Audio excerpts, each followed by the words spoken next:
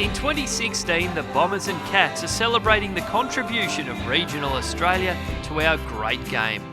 Be there at the MCG on April 16 when the country comes to the city.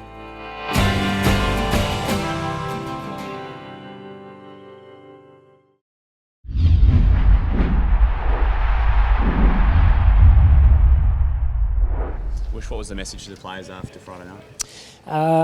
The message was, really asking them what they learnt from the game, what we got out of it. The fact that in that last quarter they wanted to go well in the last quarter, and we managed to square that off and did really well in a lot of areas of the game. So stuff we learnt from the game was around stoppage setups and contested ball, and we just want to work on our chemistry more. Really promising. 8 goals down in the start of the second quarter, and you were able to keep it in check for the rest of the game. Yeah. So obviously the downside is that we got jumped by so much. They kicked so many quick goals early, but we settled into the game after that. And one of the things we understand, we're going to get challenged at various times, but fight games out to the end, which they believe they did again. John, that 7-day period we had such an inspirational win and an unexpected one, and then the result on Friday night. Is it just sort of accepted as a reality that there are going to be peaks and troughs that are quite far apart, just given the circumstances that you find yourselves in? Yeah, and there's the potential that our peaks and troughs are a bit more exaggerated. But you look at West Coast from one week against Hawthorn to the next week. That's a massive peak and a trough for a club that's right up there, and Geelong, getting rolled by GWS a couple of weeks ago and bouncing back. So it's not we're not the only club that's going to go through that. Some of the great teams in the competition have those weeks as well. But for us, we're not really sure still where we sit. It's there's a lot of challenges about learning where we're at, and we're still, absolutely going to throw players around throughout the year and just see what the playing group offers each other. Speaking of throwing it around, do you expect to see more mature ages come in? Is Nathan Grimer ready? Yeah, Grimes, he reckons he's ready. He's been saying that for a few weeks. He's upright out there, so that's good. He's ready to go. So, look, that doesn't mean that, depending on matchups and the lineup, we've been pretty happy with Michael Hartley, and so we've got to weigh all that up. But Grimer's available this week. We didn't really consider him for selection last week around getting him as fit as we possibly can first. Quite a story for him, given where he's come from with his back, wouldn't it? Yeah, no, it's obviously a brilliant story to see him feeling good physically, because his back injury was a pretty serious one. So, the fact that he's back playing footy and an AFL level, but footy at all, is great news. Laverde, is he close to senior selection? Laverde's going well, yeah. He ran the game out pretty well on the weekend. So, again, our challenge is we're pretty keen to give some of these guys an opportunity, but when they're really ready to go, not just when they've had one blowout and they're going to struggle. So we think he's pretty much ready to go now. You can upgrade another rookie, I think.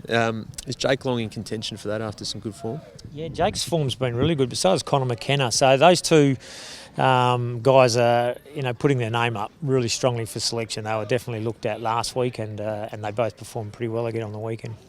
David Zaharakis has made a really good start to the season. What's impressed you most about his play? Well, his strengths are obviously his ball use, and when he's getting enough of it, that makes him a very damaging player. So his form's been outstanding, really. He's moving really well and finding plenty of the footy and giving us some good opportunities to go forward. He's playing a lot more inside than he has in the past, so he's getting a new balance to his game with contested footy as well. So that's only going to hold him in good stead for the future. Do you think he's enjoyed the extra responsibility? Yeah, I've got no doubt he has. Yeah, I think it's a big learning curve for him. He hasn't got 2 or 3 massive experienced names around him that he's had for the first half of his career. So he also has to lead the way for Zach Merritt and Darcy Parish as well. Are you still trying to find that right mix up forward to help Joey and give him a chop out? Because I know from Friday night, from memory, you used Crowley there a bit. Ambrose went through there. Are you still looking for the right player? Yeah, we are. Yeah, Mitch Brown, we're giving him an opportunity there. He's had a couple of games up there, so we think he can build into that role and build some chemistry as well. But Grimley's pushing hard to get an opportunity in the forward line. Sean McKernan looks like he'll be available this week after coming back from his ankle. So those guys, we want to see them put some heat on each other to hold their spots in the side. But yeah, definitely the exact blend is we've got the opportunity this year to explore that a bit.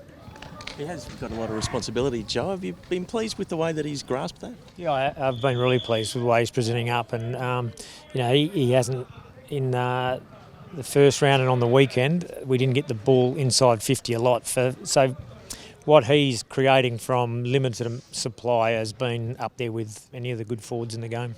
In a strange way, could it almost be the making of him, sort of having all that heaped on him? I don't think it'll hurt him, but we're conscious of how much workload he's got as well. But yeah, he gets a lot of attention from the best defenders, and it's all learning. I think he was always going to be a better player this year than he was last year because he's a year older, and his best footy's still, I think, another couple of years ahead of him. John, you're well known at West Coast for making the club feel like a family and a community and bring everyone together. How have you found that process here at Essendon? Yeah, I'm enjoying it. Yeah, Essendon's got a massive fan base and supporter base, and a lot of support from coteries and networks like that. So it's been great. Everyone's been a little bit flat, but they know why they support the club and what the club's achieved in the past. But now they want to see where we're heading for the future. So I've certainly been trying to give them that message and get out there. Is the club getting stronger? Can you feel that week to week? Absolutely, yeah. Yep. And it's it's still a challenging year this year, but we've got our eyes clearly focused on building this team to be able to win a premiership, and that's what all our focus is about, and that takes a lot of commitment and hard work.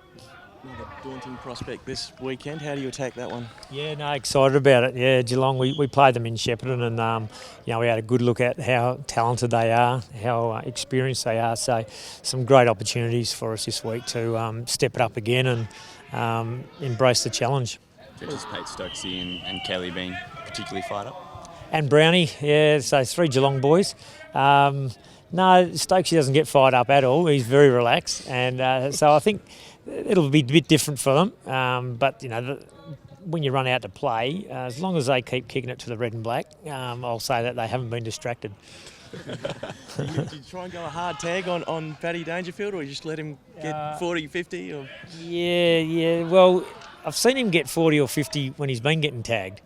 So that's the challenge as well. Yeah, we'll have to work through exactly what we think is going to be best for us.